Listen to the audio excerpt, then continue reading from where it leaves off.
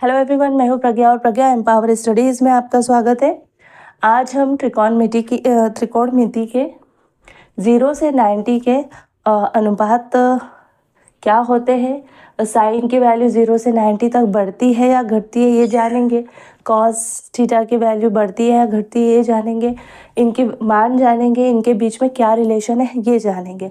इस सारणी को याद करने की एक छोटी सी ट्रिक भी मैं बताऊंगी। अभी सारणी में मैंने वैल्यू नहीं लिखी है, मैं वैल्यू बताती जाऊंगी और फिर लिखते जाऊंगी और आपको ये चीज़ आसानी से याद भी हो जाएगी और आपकी अंडरस्टैंडिंग भी इन सब चीज़ों को लेकर बढ़ जाएगी। तो स्टार्ट करते हैं। देखिए, सबसे पहले मैं आपको इनके मान बताती हूँ। मान याद करने के लिए, वैल्यू याद करने के लिए आपको सबके वैल्यू याद करने की ज़रूरत नहीं है। आप अगर सिर्फ साइन थीटा की वैल्यू याद कर लेते हैं, यहाँ ए का मतलब है एंगल, और जैसे साइन ए की वैल्यू है ना, ये सभी ए का मान 0 होगा, 30 होगा, 45 होगा, 60 होगा या 90 होगा, उस अकॉर्डिंग इसकी वैल्यू भी चेंज हो जाती है। तो साइन 0 की वैल्यू एक्चुअली क्या होती है? 0, है ना। जब एंगल 0 डिग्री का होता है तब साइन की वैल्यू होती है 0। जब एंगल 30 डिग्री का होगा तो साइन 30 की वैल्यू होती है 1/2, यानी कि आधा। जब एंगल 45 डिग्री का होगा, यानी अगर हम इस तरह से, जिसे ये देखिए, ये पाइथागोरस प्रमेय लगता है इन पे, ये लंब हुआ, ये आधार हुआ और ये कर्ण हुआ, और ये जो एंगल की बात हम कर रहे हैं वो एंगल ये है, ठीक है। जब इसकी वैल्यू 45 होगी तो साइन 45 का मान हो जाता है 1/√2, है ना। जब ये एंगल की वैल्यू होती है 60 तो साइन 60 का मान होता है √3/2, और जब ये एंगल की वैल्यू हो जाती है 90 डिग्री, है ना, यानी ये जब हम इसकी वैल्यू बढ़ा रहे होते हैं तो ये 90 डिग्री यहाँ पर आ जाता है, तो साइन 90 की वैल्यू होती 1। अब आप देखेंगे कि जो साइन थीटा है, जैसे जैसे हम एंगल की वैल्यू बढ़ा रहे हैं, पहले 0 डिग्री था, फिर 30 डिग्री, 45 डिग्री, 60 डिग्री और 90 डिग्री, जैसे जैसे हम 0 से 90 की तरफ बढ़े, हमने एंगल को बढ़ाया, देखो साइन थीटा की वैल्यू भी बढ़ती रही। 0 के बाद आधा हुआ, 1/√2 का मतलब होता है आधे से थोड़ा ज़्यादा, √3/2 का मतलब होता है 1/√2 से ज़्यादा, और लास्ट में 90 की वैल्यू होती है 1। मतलब 0 से 90 के बीच में जो साइन थीटा की वैल्यू होती है 0 से 1 के बीच वैरी करती है। 0 से 1 के बीच में ही साइन 0 से 90 की वैल्यू होती है, ठीक है। ये चीज़ अब देखिए, आपको ये याद करना है। इसको याद करने का एक तरीका है, इस तरह से भी आप बोल सकते हैं, 0 आधा, इसको वैसे बोल सकते हो। कुछ लोग गाकर भी बोलते हैं 0 आधा, आधे पर रूट,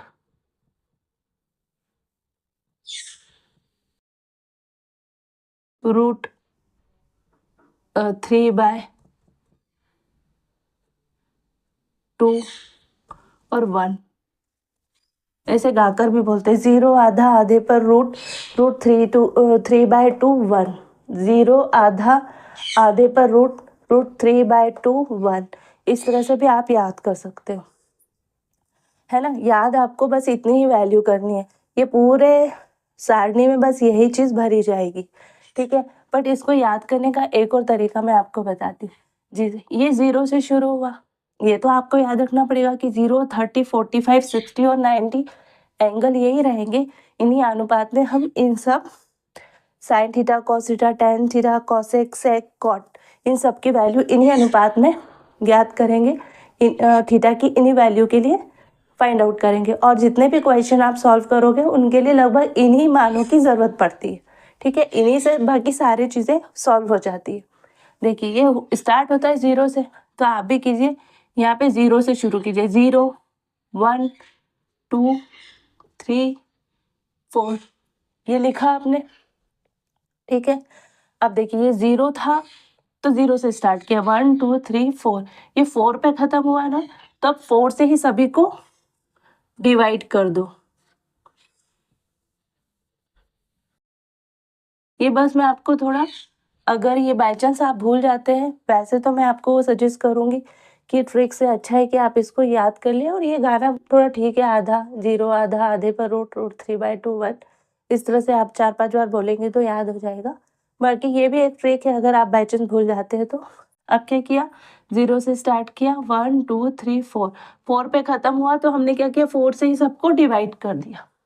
ठीक है, तीसरा काम क्या करना है, सब पे रूट लगा दो, सबको अंडर रूट पे कर दो। ठीक है, अब देखिए, किसी भी संख्या के बटे 0 बटे कोई भी संख्या है तो उसका मान तो 0 ही होता है, चाहे कुछ कर लो। तो ये सबकी वैल्यू 0 हो जाएगी, है ना, आगे 0। देखिए, इसका मतलब 1 पर रूट का तो कोई मतलब नहीं होता, और √4 का मान, अंडर रूट 4 का मान, इसका मान तो 2 होता है, तो ये इसका मतलब 2 हो गया, 1/2। ठीक है, देखिए ये 1 और ये 2, ये तो कैंसिल हो गया, 2 दूनी 4, और इसका मतलब क्या हो गया, 1/√2, यानी आप 2/4 रहेगा तो 1 2 दूनी 4, और रूट में होगा 1/2, और इसका मतलब तो 1/2 ही रहेगा, क्योंकि एक तो रूट से बाहर निकल जाएगा और रूट आ जाएगा 2 पे, तो 1/√2 इसका मान हो जाएगा, ये सेम हो गया। अब देखिए √3/2 4, तो √3 तो वैसा की वैसा रहेगा, √4 की वैल्यू क्या होती है 2, तो ये 2 हो जाएगा। ठीक है, आ गया √3/2, ये 4 से 4 कैंसिल हुआ, है ना, तो रूट में 1 की वैल्यू तो 1 ही होगी, तो ये आ गया 1। तो इस तरह से भी आप कर सकते हैं कि 0 से स्टार्ट है इसलिए आपने 0 1 2 3 4 रखा, है ना, और 4 पर ख़त्म हुआ इसलिए आपने 4 से ही डिवाइड किया, है ना, और अगला काम आपने किया, सबको अंडर रूट पे कर दिया, अंडर रूट कर दिया, है ना, रूट के अंदर लिख दिया और सॉल्व कर लिया, तो ये 0 आ गया, ये 1/2 आ गया, 1/√2 आ गया, √3/2 आ गया और 1 आ गया। ठीक है, ये साइन की वैल्यू थी। अब बाकी सारी जो वैल्यू है ना, इसी से हो जाएगी, बट हमको ये पता होना चाहिए ना कि साइन 0 का मतलब 0 क्यों होता है, साइन 90 का मतलब 1 क्यों होता है, तो ये चीज़ पता होनी चाहिए। तो मैं ये आपको बताती हूँ जिससे आपके सारे काम हो जाएंगे, है ना।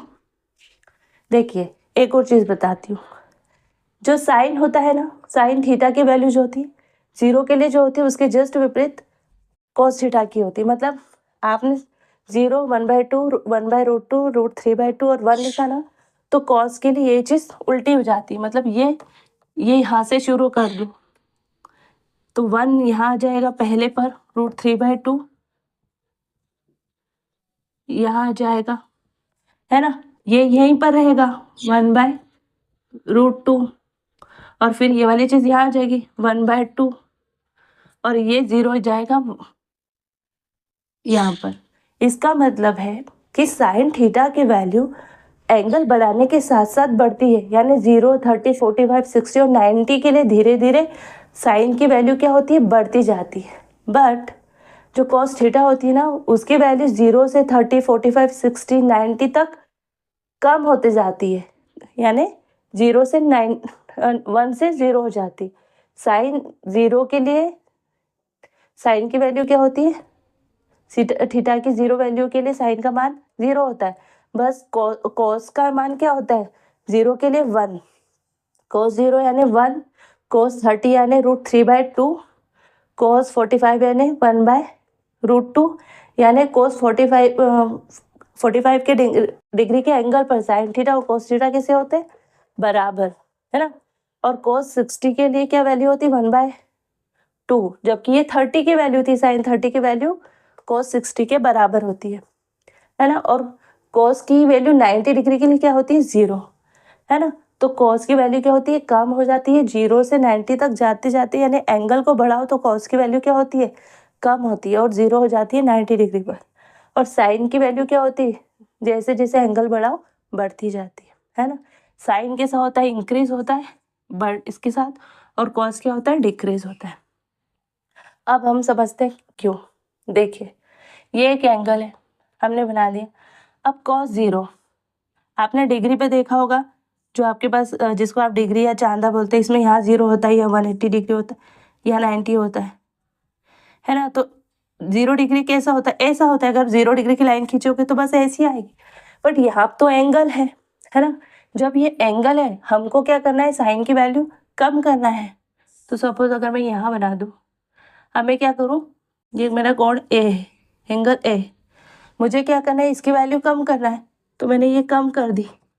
तो देखिए पहले मेरा लंब ये था, अब मेरा लंब क्या होगा? यहाँ तक, यहाँ हो जाएगा, क्योंकि मेरा कर्ण तो यही है, आधार ये है, तो लंब की वैल्यू यहाँ हो जाएगी। मतलब पहले मेरा लंब ये था, अब क्या हो गया? लंब कम हो गया। मैंने फिर से थोड़ा और एंगल कम किया, क्योंकि मुझे तो एंगल क्या करना है? 0 करना है। तो देखिए लंब फिर से कम हो गया, पहले यहाँ था, यहाँ हो गया। मेरा कर्ण ये है, आधार ये है, ए मेरा ये हो गया। अब मैं और करूँगी कम, तो ये हो जाएगा। और मैंने और कम कर लिया तो मेरा लंब क्या हो जाएगा? लंब की हाइट तो बिल्कुल ख़त्म ही हो जाएगी, है ना। धीरे धीरे मेरा लंब क्या होता गया? कम होता गया, और एक पॉइंट पे ये 0, जब इसकी वैल्यू बिल्कुल कर्ण मेरा बिल्कुल आधार पर आ गया, तो ये वैल्यू क्या हो गई? 0। लंब की वैल्यू 0। और देखिए साइन थीटा का मान क्या होता है? साइन क्या होता है? या साइन थीटा बोलो या साइन ए क्या होता है? लंब बटे कर्ण। साइन का मान यही होता है। अब लंब की वैल्यू क्या होगी? 0। जब साइन 0 पर आए, जब मेरा एंगल 0 हुआ, तो लंब क्या हो गया? 0 हो गया लंब भी। जैसे जैसे मैंने कम करना शुरू किया, कम करते करते जैसे 0 पे आई, मेरा लंब भी 0 हो गया। तो 0 बटे कुछ भी हो, कर्ण हो, 1 हो, सपोज ये 1 भी होता, तो 0 के बटे कुछ भी हो तो उसका मान तो 0 हो जाता है। इसलिए साइन 0 के लिए, थीटा की 0 वैल्यू के लिए, या एंगल की 0 एंगल पर साइन का मान क्या हो जाता है? 0। ठीक है, क्योंकि धीरे धीरे ये क्या होता रहा? कम। एक चीज़ ये, तो इससे समझ में आ गया आपको कि साइन 0 की वैल्यू 0 क्यों होती है? क्योंकि 0 डिग्री पर साइन लंब की वैल्यू क्या हो जाती है? 0, है ना। इसलिए अब देखिए आधार पर आधार तो बढ़ गया, है ना। तो कॉस थीटा क्या हो गया? ये तो 1 हो गया। तो कॉस क्यों 1 हुआ? कॉस का मान क्या होता है? आधार बटे कर्ण। तो देखिए इसी पर मैं बताती हूँ। मेरा आधार ये था, ठीक है, कर्ण मेरा ये था। अभी तो आधार क्या है? कर्ण से छोटा है। पाइथागोरस प्रमेय से हमने देखा है कि आधार की और इन दोनों का वर्ग, लंब और आधार के वर्ग का योगफल कर्ण के बराबर होता है। मतलब आधार की वैल्यू क्या थी? कर्ण से कम। पर हमने क्या किया? इसको शुरू किया कम करना, तो लंब की वैल्यू कम हो गई, पर कर्ण के साथ धीरे धीरे धीरे यहाँ आया। मतलब एक समय ऐसा है जब आधार और कर्ण बिल्कुल बराबर हो गए। अब जब बराबर हो गए तो आधार और कर्ण कट गया तो कितने बार कटेगा? 1। यानी cos थीटा जब 0 हुआ तो आधार और कर्ण बराबर हो गए ना। ऐसे ऐसे ऐसे आता और इस पे लाई कर गया। तो जब ये दोनों बराबर हो गए तो इसकी वैल्यू क्या होगी? आधार कर्ण से कट गया, आधार और कर्ण बराबर हो गया, आधार कर्ण से कट गया, तो वैल्यू क्या होगी? 1। इसलिए cos 0 की वैल्यू क्या होती है? 1। cos 0 की वैल्यू क्या होगी? 1, है ना। अब हमको देखना है कि cos 90 की वैल्यू 1, sin 90 की वैल्यू 1 होती है और cos 90 की वैल्यू 0। तो देखिए यही हमने फिर से बनाया, है ना। अब मुझे क्या करना है? एंगल बढ़ाना है। ये एंगल तो ए है, मुझे एंगल बढ़ाना है, तो मैं क्या करूँगी? मैंने ये किया। अब आप नाप के देखोगे ना, तो इस एंगल की वैल्यू इससे ज़्यादा होगी। पहले ये ऐसा सोया था, मैंने अब इसको और खड़ा कर दिया, तो ये एंगल की वैल्यू ज़्यादा हो गई। इस वाले एंगल की वैल्यू ज़्यादा, यानी इसकी ज़्यादा हो गई। तो ज़्यादा हो गई, जब ये ज़्यादा हुई तो आधार क्या हुआ? आधार मेरा कम हो गया, है ना। पर धीरे धीरे मेरा लंब क्या हो गया? बढ़ गया, है ना। इस जैसे पहले तो कर्ण यहाँ तक था, पर अब कर्ण क्या होगा? यहाँ तक हो जाएगा, क्योंकि कर्ण की लंबाई तो उतनी है। हमने तो बस पहले ऐसा था तो ऐसा सरका दिया, पहले जो था ऐसा, तो हमने अब इसको ऐसा सरका दिया, तो ये तो हाइट बढ़ जाएगी ना। आप किसी सीढ़ी को अगर ऐसे सरकाओगे तो कम, दीवार की कम ऊंचाई होगी, और सीढ़ी को थोड़ा ऊंचा कर दोगे तो ये हाइट ज़्यादा हो जाएगी, ये ज़्यादा हाइट पर पहुंच जाएंगे। ये एंगल बढ़ाओगे ना तो ये हाइट बढ़ जाएगी ऑटोमेटिकली। मतलब पहले लंब हमारा यहाँ था, पहले लंब यहाँ था, अब कितना होगा, इतना हो गया। मतलब लंब की लंबाई क्या होगी, बढ़ गई, है ना। साइन थीटा का मान क्या होता है, लंब बटे कर्ण, है ना। तो पहले तो लंब अगर सपोज बराबर भी थे तो अब लंब क्या होगा, कर्ण से बड़ा हो गया थोड़ा, इसकी वैल्यू बढ़ती जा रही है। फिर हमने और क्या किया, एंगल को बढ़ाया, तो फिर ये और ऊपर गया, लंब की वैल्यू और बढ़ जाएगी। यानी थीटा जैसे जैसे बढ़ रहा है, लंब की लंबाई क्या हो रही है, बढ़ते जा रही है। जब लंब की लंबाई बढ़ती जाएगी तो कर्ण के कांस्टेंट मान के लिए, उतने ही मान के लिए, जैसे पहले 4 था ये 2 था, अब कर्ण हो गया, लंब हमारा हो गया 5 2, तो वैल्यू तो बढ़ती जाएगी ना। यानी साइन थीटा की ओवरऑल वैल्यू क्या होगी, बढ़ते जाएगी। इसलिए जैसे जैसे हम 90 की तरफ बढ़ते जाएंगे, साइन थीटा की वैल्यू धीरे धीरे बढ़ती जाएगी। पहले 0, 30 के लिए आधा, और 45 पे √2, इस तरह से धीरे धीरे बढ़ती जाएगी। और एक समय आएगा जब क्या होगा, ये 90 डिग्री पर लंब और कर्ण क्या होंगे, बिल्कुल बराबर हो जाएंगे, क्योंकि ये ऐसे होते होते होते इससे चिपक जाएगा। और जब 90 डिग्री होगी तो क्या होगा, लंब और कर्ण कैसे हो जाएंगे, बराबर, और इनका मान क्या हो जाएगा, कैंसिल होगा तो 1, है ना। जब लंब और कर्ण बराबर होंगे तो उनको काट सकते हो और वो कटेगा 1 से, तो साइन 90 की वैल्यू क्या होगी, 1।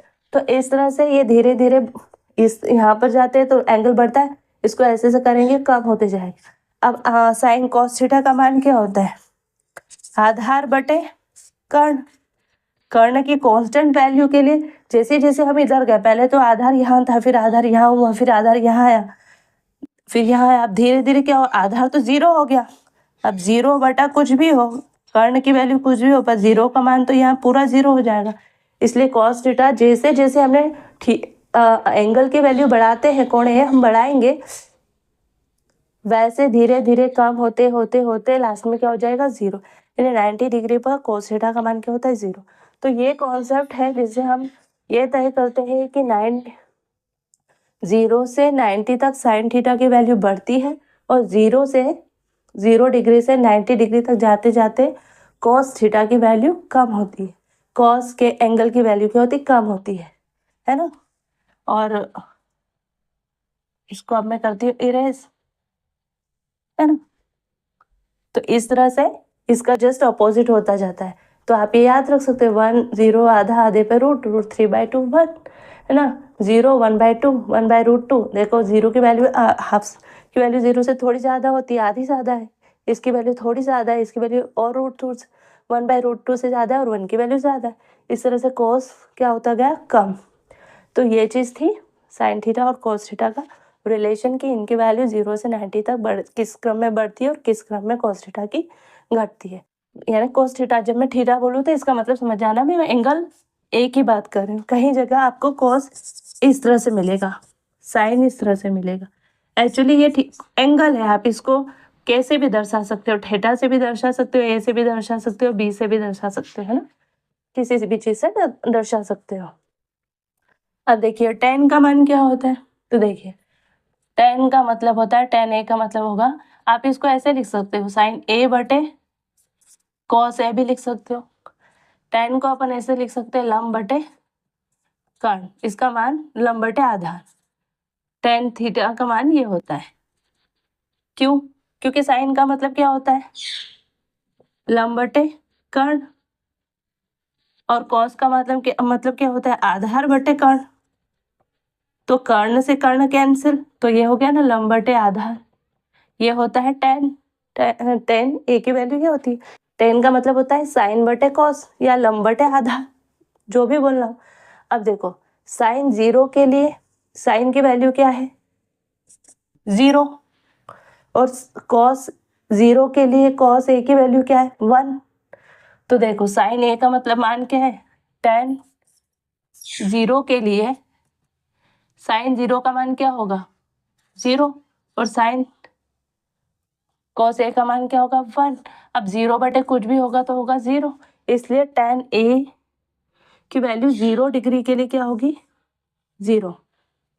ठीक है, अब कॉस के साइन थीटा साइन ए बटे कॉस है अपन मान रखते जाएंगे और tan ए का मान निकल जाएगा, है ना। अब देखिए साइन 30 के लिए साइन की वैल्यू क्या होगी 1/2 और कॉस की वैल्यू क्या होगी √3/2। ये √2 अगर ये यहाँ पर डिवाइड में मल्टीप्लाई में करेंगे तो ऊपर जाके इस तरह से हो जाएगा, ये पलट जाएगी संख्या, है ना। ये अभी डिवीजन में है, मल्टीपल में आएगी तो 2 ऊपर आ जाएगा और √3 नीचे, ये कैंसिल हुआ तो 1/√3 हो जाएगी। तो tan 30 की वैल्यू क्या होगी 1/√3। आपको इतना नहीं करके देखना है ना, तभी आप ऊपर वाली संख्या ये देखो 2 से 2 कैंसिल हो जाएगा क्योंकि दोनों 2 नीचे है तो 1/√3 आ जाएगा। अगर यहाँ पे देखोगे तो ये √2 से √2 कैंसिल हो जाएगा और 1 से 1 कैंसिल होगा तो भी होगा 1, तो इसकी सबकी वैल्यू क्या हो जाएगी 1। यानी tan 45 की वैल्यू क्या होती है 1। इसको cos tan 60 देखोगे तो देखो ये cos, ये साइन है, ये cos है, ये 2 से 2 कैंसिल हो जाएगा, है ना। तो आंसर क्या आएगा √3/1। √3/1 का मतलब क्या होता है √3। ठीक है, वैसे यहाँ पे देखो साइन tan 90 की वैल्यू क्या होगी साइन 90 बटे cos 90, यही होगी 90 के लिए, ये 90 डिग्री, ये भी 90 डिग्री। अब इनकी वैल्यू क्या है cos 90 की वैल्यू क्या है 1 और cos 90 की वैल्यू क्या है 0। साइन 90 1 और ये cos 0। अगर ऐसा होता है किसी संख्या के बटे में अगर 0 आता है तो अपरिभाषित हो जाता है, अनंत, है ना। हम उसको परिभाषित नहीं कर सकते, अपरिभाषित लिख दो, है ना। अनंत को परिभाषित नहीं कर सकते, नॉट डिफाइन। ठीक है, तो tan 90 का मान क्या होता है इनफाइनाइट, अपरिभाषित, नॉट डिफाइन। ठीक है, कॉसेक, अब कॉसेक का भी सेम क्या होता है साइन के जैसा ही होता है। कॉसेक का मतलब क्या होता है 1/sin, कॉसेक ए का मतलब होगा 1/sin ए। यानी कॉसेक का मान निकालना हो तो साइन के मान को पलटा दो, उल्टा दो, जो भी आप बोले, ऊपर की वैल्यू नीचे और नीचे की वैल्यू ऊपर कर लो। तो साइन ए का मान क्या है 0, तो 1/0, तो किसी संख्या के 1/0 होगा तो क्या होगा, तो कोसेक 0 का मान क्या होगा इनफाइनाइट, है ना। तो इसका मान होता है इनफाइनाइट, वही अपरिभाषित, है ना, नॉट डिफाइन। ठीक है, अनंत। अब देखिए आपको साइन 30 कोसेक 30 की वैल्यू निकालना। कोसेक 30 क्या होगा 1/sin 30 और साइन 30 की वैल्यू क्या है 1/2। यानी ये अभी डिवाइड में हो, मल्टीप्लाई में जाएगा तो 1/2 × 1 यानी 2 हो जाएगा। तो कोसेक 30 की वैल्यू क्या होती है 2। ठीक, वैसे ही कोसेक 45 की वैल्यू क्या होगी 1/√2 को फिर पलटा देंगे तो क्या होगा √2, क्योंकि साइन कोसेक का मान क्या होता है 1/sin ए और साइन ए का साइन ए की वैल्यू 45 डिग्री के लिए क्या होती है 1/√2। तो फिर ये ऐसे ऊपर जाएगा तो √2 ही हो जाएगा, तो आंसर आया √2। सेम इसमें करिए, इसको पलटा दीजिए तो क्या होगा √2/3। यहाँ करके देखना हो तो वही 1/sin 60 की वैल्यू लिखो, 1/60 की वैल्यू क्या होती है √3/2। इसको पलटा दो क्यों क्या होगा 1 × 2/√3, क्योंकि ये तो भाग में है, जब ये गुणे में जाएगा तो पलट जाएगा तो क्या होगा 2/√3। तो ये हो गया, इस तरह से इसका पलटाओगे तभी वही हो जाएगा, है ना। साइन 90 की वैल्यू होती है 1, पलटाओगे तो भी 1 ही रहेगी, कोई चेंज नहीं आएगा, है ना। तो कोसेक ए की वैल्यू 0 डिग्री के लिए क्या रहती है इनफाइनाइट, अपरिभाषित, अनंत, और इसके लिए 90 के लिए क्या होती है 1, तो साइन 90 और कॉस 90 90 डिग्री पर सेम ही होंगे। सॉरी कॉसेक 90 90 डिग्री पर साइन 90 के इक्वल ही होगा, क्योंकि कॉसेक का मतलब क्या होता है 1/sin कॉसेक डिग्री। कॉसेक ए का मतलब क्या होगा 1/sin ए। ऐसे अब आप सेक के लिए देखोगे, है ना, तो सेक का मतलब क्या होता है 1/sec ए का मतलब क्या होगा 1/cos ए, यानी सेक 0 डिग्री का मतलब क्या होगा 1/cos 0। तो 0 डिग्री के लिए cos की वैल्यू क्या है 1, तो इसकी वैल्यू क्या होगी 1, तो सेक ए की वैल्यू 0 डिग्री के लिए क्या होगी 1। ये 1 है, इसको पलटाएंगे तो वैसे की वैसे रहेगा। वैसे ही आप यहाँ पलटाइए, ऊपर की नीचे संख्या नीचे, नीचे की संख्या ऊपर, तो ये जो कॉसेक रहता है ना इसका जस्ट उल्टा रहता है ना। और साइन क्या रहता है, कॉसेक क्या रहता है साइन का जस्ट उल्टा, और सेक क्या रहता है कॉस का जस्ट उल्टा। तो एक को ऊपर नीचे करेंगे तो भी एक ही आएगा, इसको ऊपर नीचे करेंगे तो ये 2/√3 हो जाएगा, है ना, 2/√3। कॉसेक ये cos 45 की वैल्यू क्या हो जाएगी √2/1, यानी cos 45 की वैल्यू क्या है 1/√2, तो सेक 45 की वैल्यू क्या होगी √2, है ना। और cos 60 की वैल्यू होती है 1/2, तो सेक 60 की वैल्यू क्या होगी इसकी उल्टी, इसको पलटा दो, है ना, 2 ऊपर हो जाएगा 1 नीचे, तो क्या होगा 2। यहाँ से सेक क्या होता है सेक थीटा की वैल्यू क्या होती है 1/cos, तो ये cos 60 क्या होता है 1/2, तो इसको हम ऊपर ले जाएंगे तो 2 हो जाएगा। सिंपल मैथमेटिक है ये, है ना। वैसे ही सेक 90, तो cos 90 क्या है 0, यानी 1/0, इसको ऊपर ले जाओगे तो क्या होगा 0, तो इसकी वैल्यू क्या हो जाएगी 0।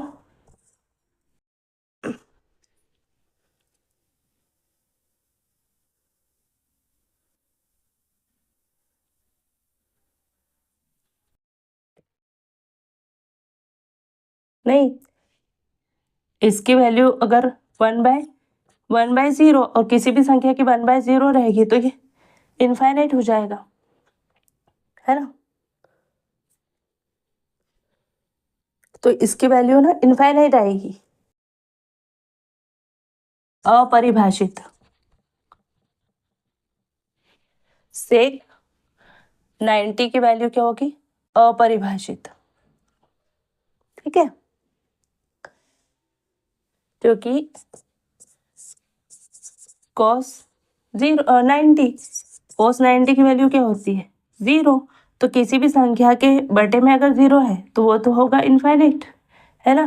तो cos 90 की वैल्यू क्योंकि 0 होती है इसलिए sec 90 की वैल्यू क्या होगी इनफाइनाइट, अपरिभाषित, नॉट डिफाइंड, ठीक है। तो cos होता है, ये साइन होता है, cosec होता है साइन का उल्टा, और sec होता है cos का उल्टा। अब cot की बारी आती है, जो cot होता है ना वो tan का उल्टा होता है। tan क्या होता है tan a की वैल्यू क्या होगी साइन a बटे cos है ना। तो cot की वैल्यू क्या होती है cot a की वैल्यू क्या होती है 1/tan a। अब tan a की वैल्यू क्या होती है यहाँ पे tan a यानी साइन की tan की वैल्यू लिख दो, tan a क्या होता है साइन a/cos a। अब ये डिवाइड में है, ऊपर जाके मल्टीपल में हो जाएगा तो क्या होगा वैल्यू cos a/sin a। तो cot a की वैल्यू क्या होती है cos a/sin a, tan का जस्ट उल्टा, है ना। तो cot a की cot a मतलब क्या होगा cos a/sin a। तो cot a की वैल्यू 0 डिग्री के लिए क्या होगी 0 डिग्री के लिए cos की वैल्यू क्या है 1 और sin की वैल्यू क्या है 0, ठीक है ना। साइन 0 की वैल्यू क्या होती है 0, और कॉस ए की वैल्यू क्या होती है 1, तो 1/0 यानी क्या होगा इनफाइनाइट, नॉट डिफाइन यानी अपरिभाषित, ठीक है ना।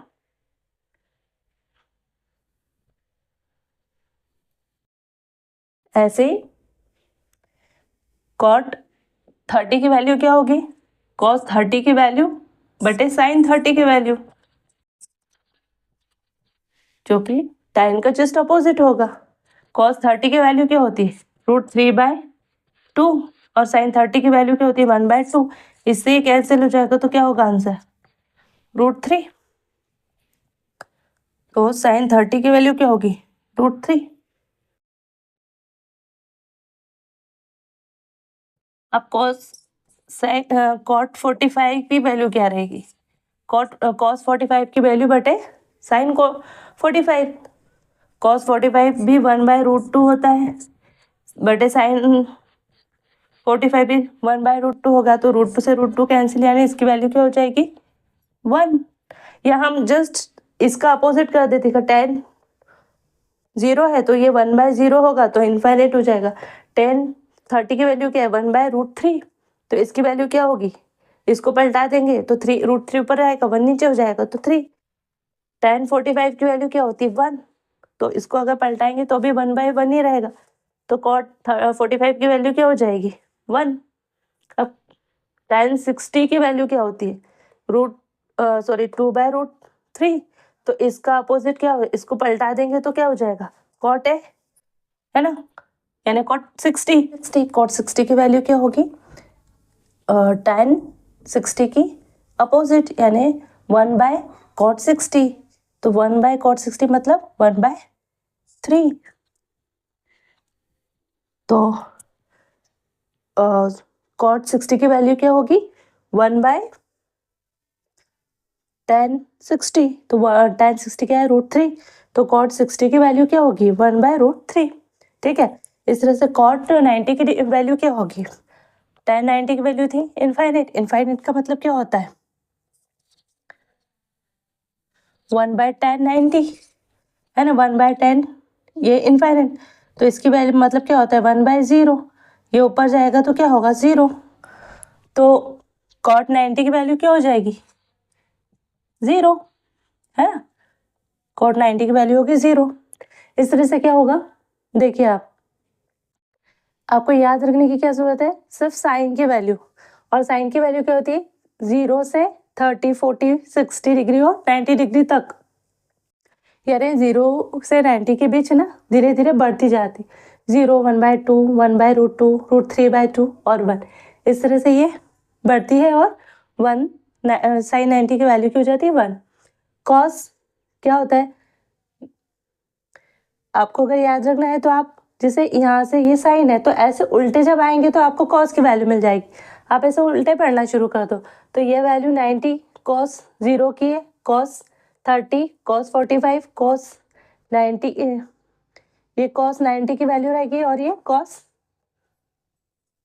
कॉस 60 की वैल्यू कॉस 90 की, मतलब क्या आप इस तरह से साइन है और इसको ही यहाँ से ऐसे लिखना शुरू कर दो, तो cos 0 की वैल्यू हो जाएगी 30 की, इस तरह से आपको cos की वैल्यू मिल जाएगी, मतलब आपको साइन की वैल्यू याद रख लोगे तो आपको सारी वैल्यूज याद हो जाएगी। tan क्या होता है साइन बटे cos है ना, साइन a बटे cos है, तो इसकी वैल्यू क्योंकि 0/1 यानी 0 1/2 बटे √3/2 0 से 0 2 से 2 कैंसिल होगा 1/3। इस तरह से यहाँ पर क्या होगा इसका बटा ये 2 से 2 √2 कैंसिल तो 1, यहाँ पे देखो 2 से 2 कैंसिल तो √3, यहाँ पे 1/0 यानी इनफाइनाइट। कॉस ए की वैल्यू क्या होती है साइन की जस्ट अपोजिट, साइन क्या है 0 तो इसका क्या उल्टा इनफाइनाइट, ये क्या है 1/2 तो ये 2, इसको अपोजिट कर दो ये 2 √2, इसको पलटा दो √3, ये ना 3/2 तो इसको उल्टा देंगे 2/√3, इसका 1 का 1 ही रहेगा। सेक क्या होता है कॉस का जस्ट अपोजिट, ये कॉस का उल्टा उसमें 1/, सेक क्या होता है 1/cos, तो 1/cos यानी 1 का ये इसको 1/a करेंगे 1/cos a करेंगे तो भी 1/1 तो 1 ही होगा, लेकिन ये पलट जाएगा √2 2/√3, ये फिर पलटेगा तो √2, ये फिर पलटेगा तो 2, ये पलटेगा तो इनफाइनाइट, क्योंकि 0 है तो 1/0 होगा तो इनफाइनाइट। ऐसे कॉट क्या होगा, tan का जस्ट अपोजिट, tan 0 है, कॉट ए क्या होगा 1/tan a, यानी 1/0 तो इनफाइनाइट, 1/√3 तो क्या होगा √3, ये क्या होगा 1, तो ये 1/1 भी 1 ही रहेगा, और ये √3 है तो 1/10 है, यानी 1/10 60 √3, तो 1/√3 क्या होगा, सॉरी ये 1/√3 हो जाएगा, तो ये 1 बाय यहाँ आ जाएगा, √3 है, tan 60 की वैल्यू √3, तो cot 60 की वैल्यू क्या होगी 1/√3, वैसे ही cot 90 की वैल्यू होगी 0। इस तरह से आपको सिर्फ याद करना होती है साइन की वैल्यू, जिसके लिए आप ये इस तरह से याद कर सकते हो, 0 आधा, आधे पर √3/2 1, एक तरीका ये। दूसरा तरीका मैंने आपको बताया था कि आपको ये तो पता होना चाहिए 0 30 45 60 90, अगर आप टेबल बना रहे हो तो ये तो आपको सीक्वेंस में लिखना है। फिर आपने यहाँ से 0 से शुरू किया तो पहले लिखो 0 1 2 3 4, ये 4 पे खत्म हुआ तो 4 से ही सबको डिवाइड कर दो, 4 4 0/4 1/4 2/4 3/4 4/4, ठीक है। उसके बाद क्या करो, सबको रूट में डाल दो, सबको अंडर रूट कर दो, 0/4 तो 0 ही होगा, 1/√4 है ना, रूट के अंदर 1/4 तो 1/2 हो जाएगा, है ना, √2, रूट के अंदर 2/4 है तो कैंसिल होके 1/√2 होगा, ये होगा √3/4 तो 4 बाहर आ जाएगा 2, तो √3/2, 4 से 4 कैंसिल तो 1, ठीक है। इस तरह से आप, ये चीज़ थी मैंने याद करने के लिए बताई थी, वैसे आप इसको डायरेक्टली भी याद कर लो, ऐसे 30 की वैल्यू 0, और मैंने आपको बिल्कुल ग्राफ डायग्राम बना के भी बताया है, तो उससे भी आपका काम बन जाएगा कि किस तरह से 0 साइन थीटा की वैल्यू, साइन ए की वैल्यू अगर एंगल बढ़ाओ तो 0 से 90 तक बढ़ती है, और किस तरह से कॉस ए की वैल्यू 0 से 90 तक एंगल बढ़ाओ तो घटती है ना। और बस ये रिलेशन है आपके साइन थीटा बराबर साइन ए बराबर बोल सकते हो, या लंबटे कर्ण है ना, और कॉस ए बराबर आधार बटे कर्ण